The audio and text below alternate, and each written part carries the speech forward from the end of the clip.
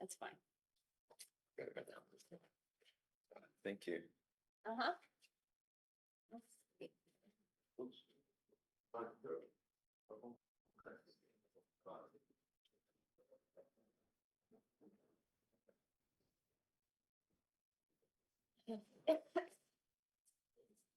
Hello. Hello? Yes, we're on the docket to be heard today for case 24XX11. I don't have it on my motion hour. It should be on there for May 28th at 11:45. My clerk is checking. Yes. I just do show you that it should have What's the case style? been XX 24XX11. What's the name? Way Oliver versus PCI.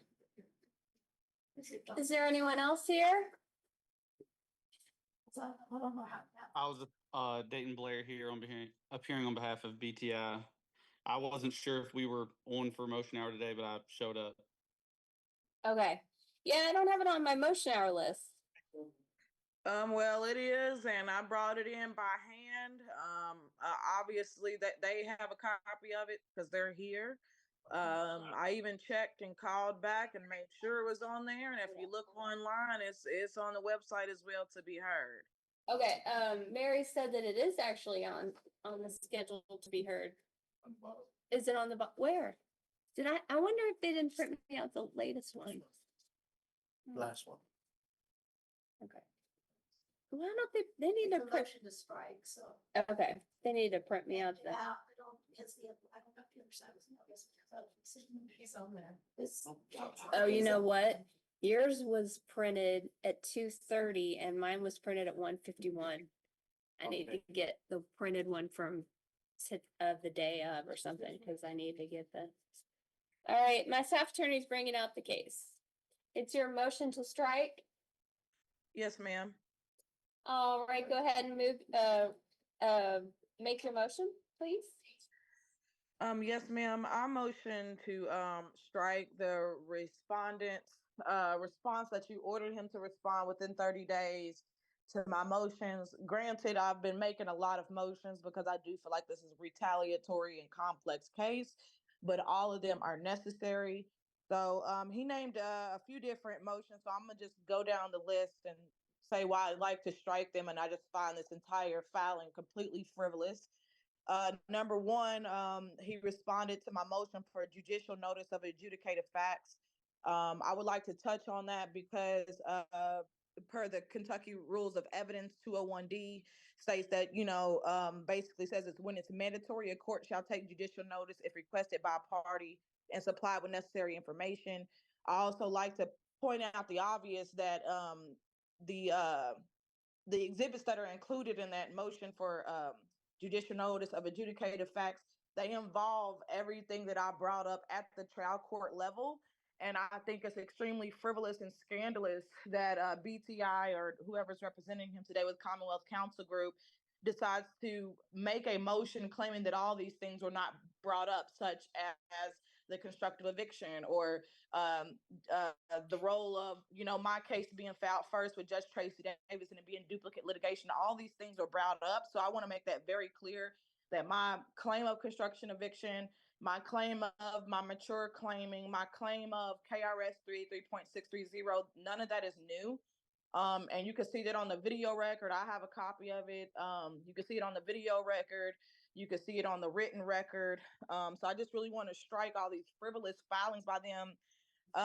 Number two, I don't know if you're aware, but they executed the warrant for possession on my home that was signed by Judge Buckner. So I'm up in the air on how I'd like to move forward with that.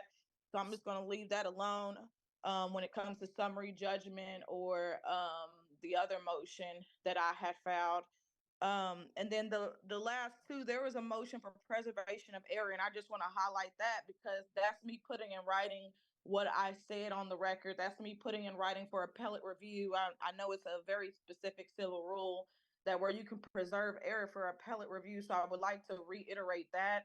And that's just me putting it in writing what you can clearly see on the video record at the trial court at Jefferson District Court in front of Judge Buckner. I know historically the courts have not really recognized warranty of habitability, but that law changed. So that's what I continuously try to reiterate. Like 8 years ago, the laws changed, and nobody's obligated to take a house as is. I went by my lease. So everything that I'm motioning for in that judicial notice of adjudicated facts, I don't want it to be misconstrued as I'm just bringing up random things. All these things have been brought up since almost a year ago, and Okay, none of so it is we're gonna new. get a response by the other side. What's your response to the movement's motion to strike? Well, Your Honor, it seems like this motion has kind of been made several times, just in different forms, maybe under different titles, which we filed responses to. But if the court would like us to file a formal response, noting our objection, we can do that. I think that's good. I've read through Ms.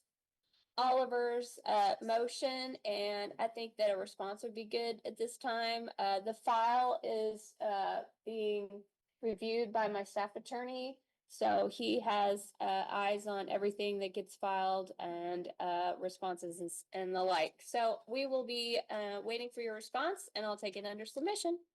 And the motion hour docket. Thank you. Thank you. Thanks, Your Honor. What happened? Did I not?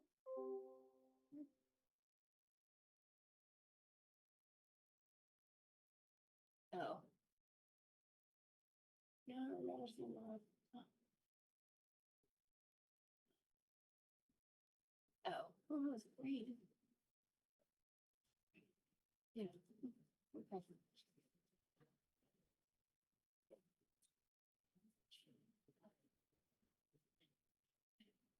I'm gonna have a little lunch before we dive back into the jury instructions, which is sure. Thank you.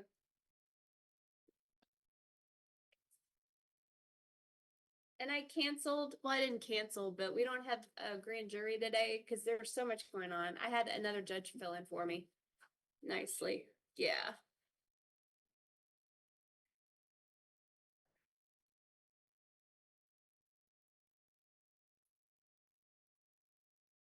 Okay, so I only signed one thing.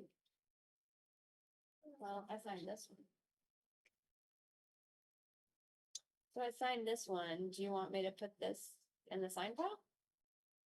Yeah, That's just an easy one. He just wants to supplement stuff that was in. I know. It's- Oh, okay. Yeah, I know what it is.